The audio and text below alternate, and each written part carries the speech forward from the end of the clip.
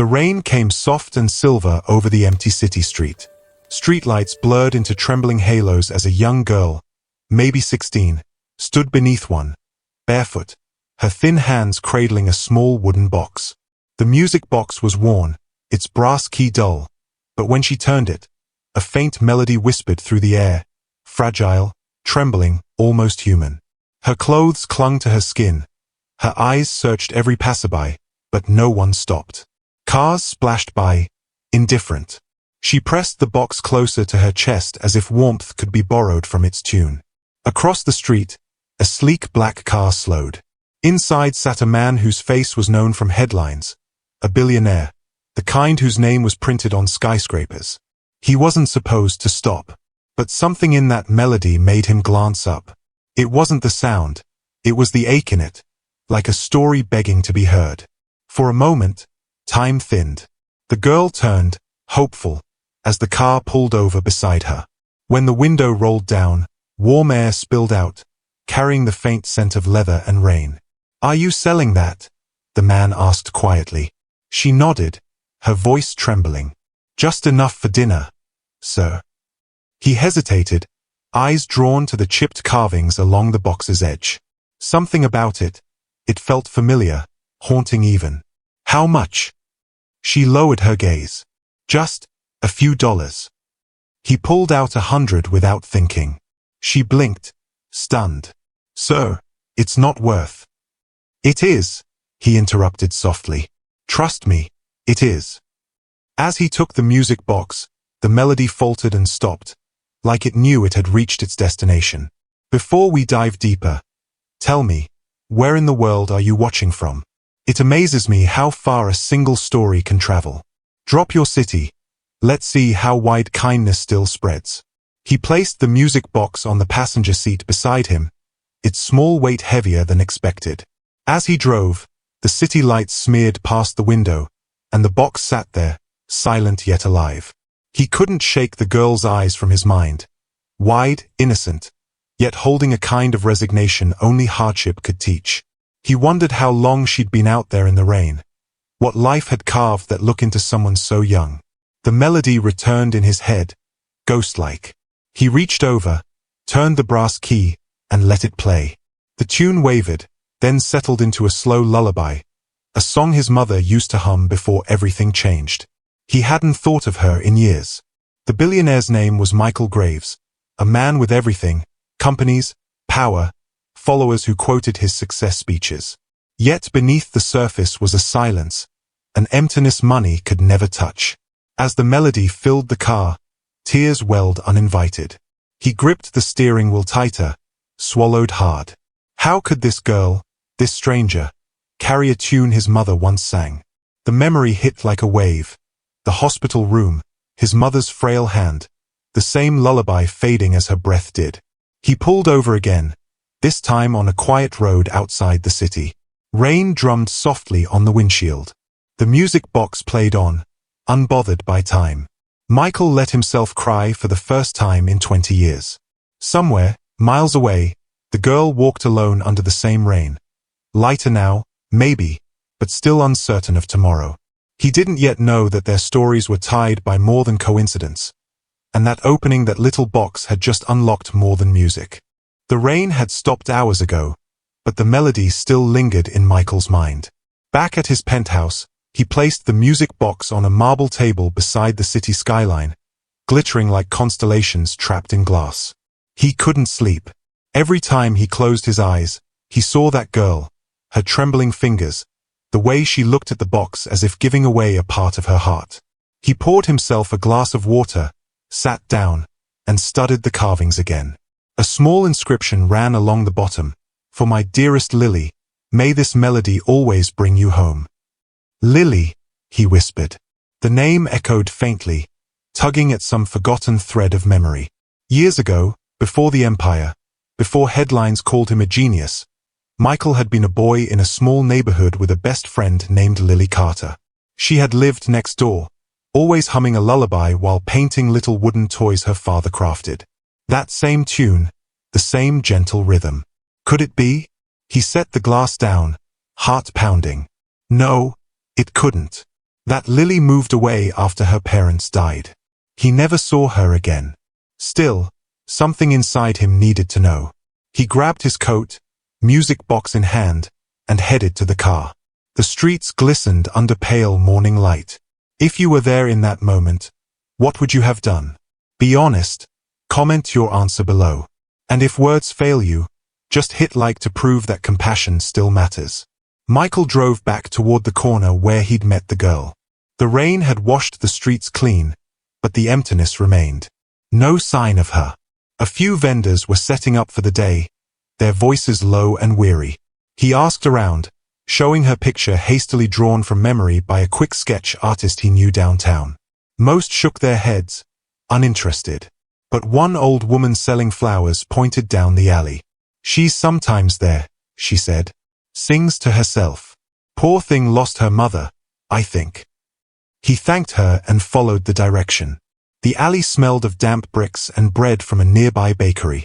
Then, faintly, he heard it, the same melody, sung without the box this time. There she was, sitting by a wall, arms around her knees, humming softly as morning sunlight caught the tears on her cheeks. Michael stopped a few steps away. Hey, he said gently. She startled, then recognized him. Sir, I'm sorry, did it break? He shook his head. No, it worked perfectly. Too perfectly. Her lips trembled, confusion flickering across her face. I'm glad. I didn't mean to sell it. Really. It was my mom's. But I hadn't eaten since yesterday, and, she swallowed hard. He crouched down to her level, eyes soft. What was her name? The girl hesitated. Lily Carter. His breath caught. The world tilted slightly. Lily Carter, your mother. Yes, she said, wiping her face. You knew her. He couldn't answer right away. His chest tightened. The music box in his pocket suddenly felt like it was burning through his coat. He sat beside her on the cold pavement, silence stretching between them, the kind that holds too many words at once. Your mother, she was my best friend. The girl's eyes widened, disbelief melting into awe. You're Michael. He nodded slowly. And you, must be Ava. She gasped, her name carried on the morning breeze, as if the city itself whispered it back. Michael opened the box and turned the key once more. The melody rose again, fragile yet whole. Together, they listened, to a song that had crossed decades and found its way home. But that was only the beginning. For a long while, neither of them spoke. The sound of the city seemed to fade into the soft rhythm of the music box. Ava stared at it as if it were alive, as if it could still hold her mother's voice somewhere inside. Michael's hands trembled slightly as he turned the key again, afraid the tune might stop forever. When the last note faded, Ava said quietly, Mom used to play it every night before bed. She said it was the song of hope, that even when you have nothing left, music can still hold you together. Michael's throat tightened. She used to say the same thing when we were kids, he murmured, his gaze distant. She believed music could fix hearts. Ava smiled faintly. She did fix hearts. Just, not her own. Her words landed heavy, full of a pain too old for someone so young. Michael turned toward her. What happened to her, Ava? Ava pulled her coat tighter, voice breaking. After my dad died, she worked 3 jobs. I was little. Then she got sick, couldn't afford treatment. When she passed away, I kept the box. It was all I had left of her. Michael closed his eyes. The guilt pressed hard. He'd been building empires while she'd been fighting to survive. He could have helped. He should have known. He reached into his pocket and placed a folded photo in her hands, an old picture of 2 kids laughing beside a wooden fence. Her eyes widened. That's her, she whispered. And you. He nodded, voice shaking. We made that music box together. It was supposed to be a gift for her father's birthday. I left before finishing it. She must have kept it all this time. Tears spilled down her face. The alley felt suddenly sacred, wrapped in echoes of old promises and lost years. Have you ever had someone help you when no one else would? Write yes and tell me their name. Maybe gratitude can travel further than we think. Michael took a deep breath.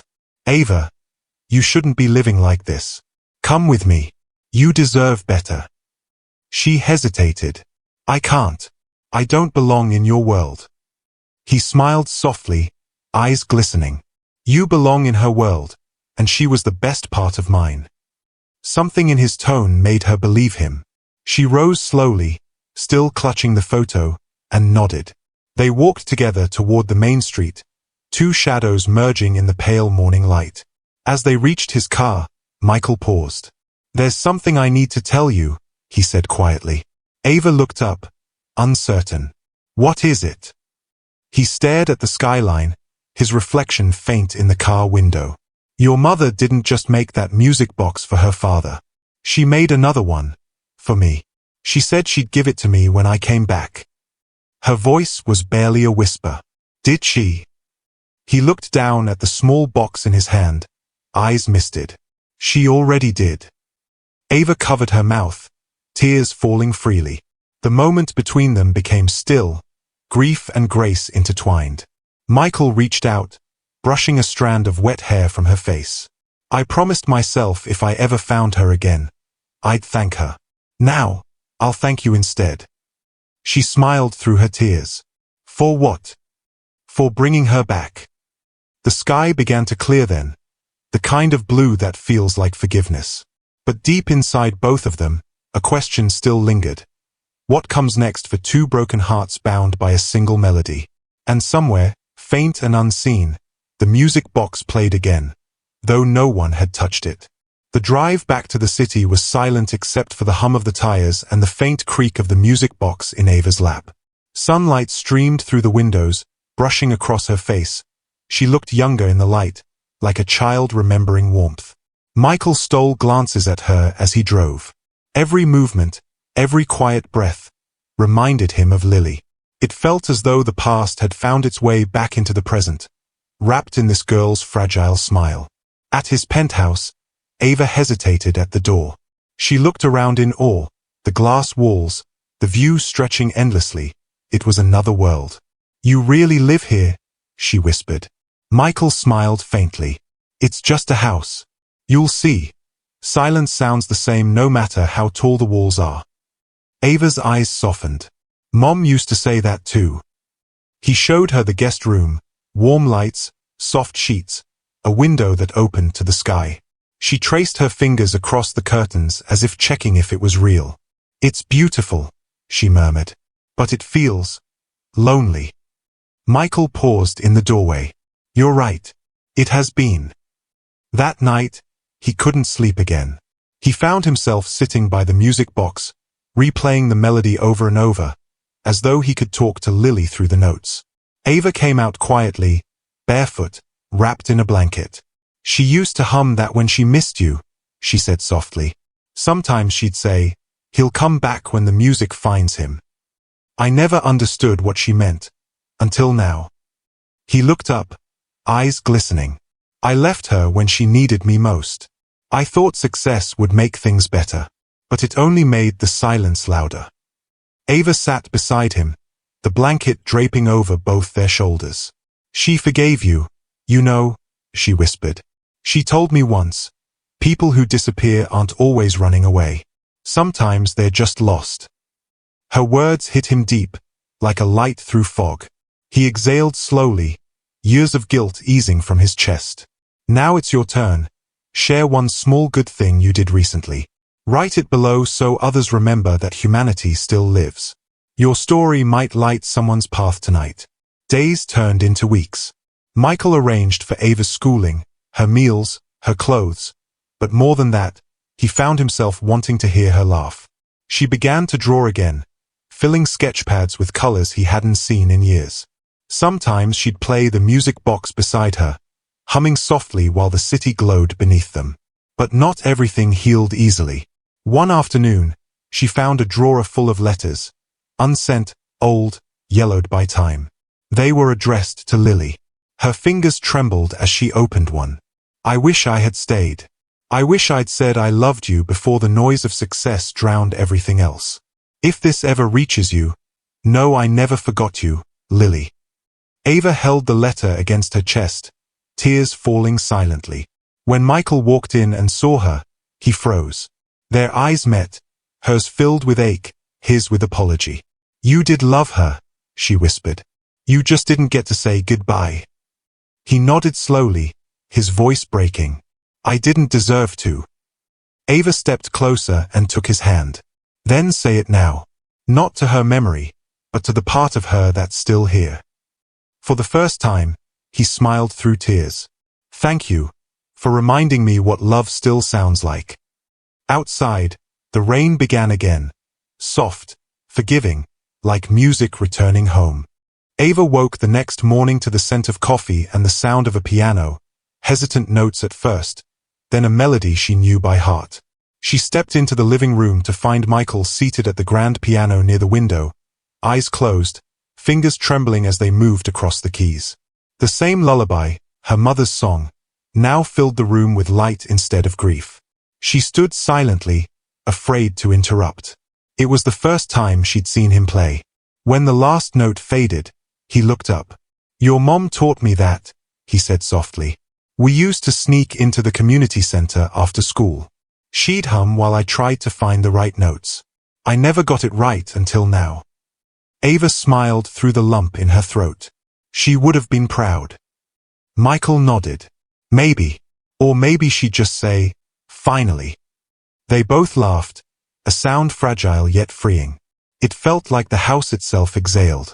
As days passed, something unspoken grew between them, not to replace what was lost, but to rebuild what was broken. Michael became less of a billionaire and more of a man rediscovering what mattered. Ava began attending art classes again, sketching scenes of music boxes, rain, and faces that looked suspiciously like her mother's and his. One evening, she handed him a small package. I made something, she said shyly.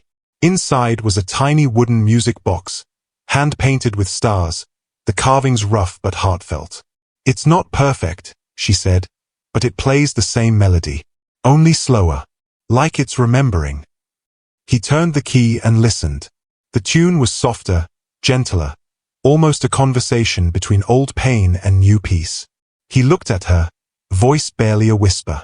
You brought the music back. She smiled. No, we did. If that moment hit you hard, leave a red heart hash. Sometimes one little symbol says what our hearts can't. Michael began visiting Lily's grave again, always with Ava. They'd sit beneath the willow tree, the city noise distant, the air carrying the faint hum of their song. Ava would tell stories of her mother's kindness, how she'd give away her lunch to strangers, or spend her last dollar buying paints for her daughter. Michael would listen, smiling through his tears. One day, as they sat together, Ava asked quietly, Do you ever wish you could go back? He thought for a long time. No, he said finally. If I went back, I might never have met you. And you're her echo, Ava, her last melody. Tears filled her eyes. She leaned against him, and he wrapped an arm around her shoulders. The world felt still, safe. But beneath that peace, another truth was waiting, one Michael hadn't yet told her. Something hidden in the past, tucked between guilt and memory. He'd found something in Lily's old hospital records, something that explained why the music box had ended up with Ava in the first place. He wasn't ready to break her heart again. Not yet. The sun dipped low, staining the sky gold. The music box rested between them, quiet but alive, waiting for its next song to begin. That night, Michael sat alone in his study, the city glowing beneath him like a field of quiet fireflies. The music box lay open on the desk beside a stack of faded documents. Lily's medical records, letters, and one small envelope marked with trembling handwriting, For Michael, when you're ready.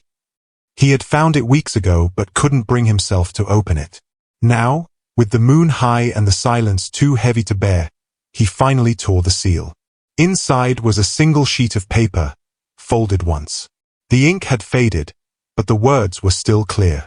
If you're reading this, then the music found you again. I never hated you for leaving, Michael. You were chasing dreams, and I wanted you to. But I want you to know something before it's too late. Ava isn't just my daughter. She's ours. The room seemed to vanish around him. The city lights blurred. His breath caught as the paper slipped from his hands. Ours? His heart pounded so hard it hurt. Memories flashed, that one summer before he left. The nights spent under string lights, the laughter, the promise to come back. He hadn't known. He hadn't even asked. He covered his face, his body shaking as tears came. Not just grief this time. Guilt, love, disbelief, everything tangled into one unbearable storm. Ava, he whispered, his voice cracking. My God. He sat there for hours, the music box still open beside him, its melody long since ended, leaving only silence, the kind that changes everything. By morning, he knew what he had to do. He found Ava in the kitchen, hair messy, wearing one of his oversized shirts, drawing on the counter with a dull pencil. She looked up, smiling. Morning, sleepyhead. He tried to smile back, but it faltered. Ava, there's something I need to tell you. Her smile faded instantly. What is it? You look different. He took a deep breath, hands trembling slightly. It's about your mother. And about me. She tilted her head, uncertain, eyes searching his. He placed the letter in front of her. I didn't know, Ava. I swear, I didn't. She left this for me. She unfolded it slowly, reading in silence. Her expression shifted from confusion to shock, then to something deeper, a trembling kind of understanding. When she finished, she looked up, her eyes glistening. So you're saying? Yes, he said softly. I'm your father. Her lips parted, but no words came. The world felt suspended between heartbeats. Be honest. Could you forgive after what they did? Type forgive if you could, or never if it would break you too deeply. Ava stared at him, eyes wide, tears beginning to form. All these years, you didn't know. He shook his head, voice shaking. If I had, I never would have left. I thought I was chasing success, but I was running from the only thing that ever mattered. She backed away a step, clutching the edge of the counter. You mean all this time, I was alone, and you, she broke off, her breath catching. He stepped forward, desperate. Ava, please. I can't change the past. But I can be here now. For you. For her. She looked down at the letter again, her tears falling onto the paper. She said the music would bring you home. Her voice cracked. I just didn't know it meant this. He reached for her, but she turned away, walking toward the window. The morning light washed over her like a fragile halo. I don't know what to feel, she whispered. Michael's voice trembled. You don't have to know right now. Just stay. Let me prove I won't leave again. She closed her eyes, listening, and for a long moment, the only sound was the wind brushing against the glass and the faint hum of the city below, as though even the world was holding its breath. 4 days, silence filled the penthouse like a slow-moving fog. Ava spoke little, her drawings left unfinished, her music box untouched. Michael respected the quiet, even though it tore at him. Every sound in the house, every step, every breath, reminded him of what he'd lost and what he might still lose. At night, he would sit by the window, watching the city lights blink below, replaying Lily's words over and over. When the music finds you again, it had found him, yes, but would Ava ever let him stay? One evening, as a storm rolled in, Ava finally broke the silence. She stood in the doorway of his study, her eyes red but calm. You should have been there, she said softly. When she got sick. When I was scared. When everything fell apart. Michael swallowed hard. I know. And I hate myself for not being there. She used to tell me stories about you. Ava continued, voice trembling. About how you'd play piano with her. How you believed dreams could save people. I used to think you were just a fairy tale she made up to make me feel less alone. He rose slowly, the ache in his chest almost unbearable. I was real, Ava. I just lost the right path. She nodded faintly, staring at the rain on the window. She forgave you. I'm just not her. He stepped closer. You don't have to be. You're you. And that's more than I deserve. Ava turned then, tears streaming freely now. You don't get to say that, she whispered. Because if you leave again, I'll lose both of you. He shook his head quickly. I'm not going anywhere. I promise. Something in his tone, quiet, broken, but sincere, reached her. She looked at him for a long time before finally whispering, then prove it. He nodded, his voice barely holding. I will. That night, the storm outside echoed the storm within. But amid the thunder, something changed, a small flicker of forgiveness, faint but real. If you believe love still wins, comment Amen. Let's fill this section with hope. Maybe someone scrolling right now needs to see it. Over the next few weeks, Michael began to rebuild not just their bond, but a life worth belonging to. He visited Ava's school to speak with her teachers, set up art exhibitions to feature her drawings, and most importantly, showed up, every morning, every night. At first, she watched him cautiously, expecting him to vanish again. But slowly, his consistency softened her fear. They'd talk for hours, about her dreams, about Lily, about how music seemed to weave their lives back together. One evening, he surprised her with a visit to an old neighborhood, the one he and Lily had grown up in. The small community center still stood, its walls faded, piano dusty but alive. He opened the door and turned to Ava. This is where your mom taught me the lullaby. She ran her fingers along the piano keys, smiling through her tears. It's beautiful, she whispered. Go ahead, he said gently. Play it. She hesitated, then began to press the keys, unsure at first. But as the melody took shape, something magical happened.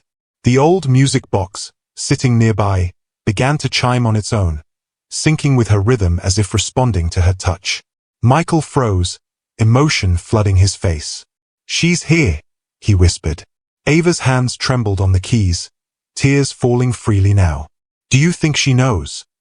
He placed a hand on her shoulder. She does. This was her way of bringing us back together. The melody rose through the old hall, wrapping around them like light. For the first time in years, both felt something more powerful than grief, peace. The notes lingered long after Ava lifted her hands from the piano. Dust swirled in the light, tiny motes drifting like memories unburied. Michael sat beside her, staring at the instrument as if it were alive. The music box lay between them, open, its tiny gears clicking once more before falling silent. They didn't speak for several minutes. There was no need. The quiet felt full, not empty this time.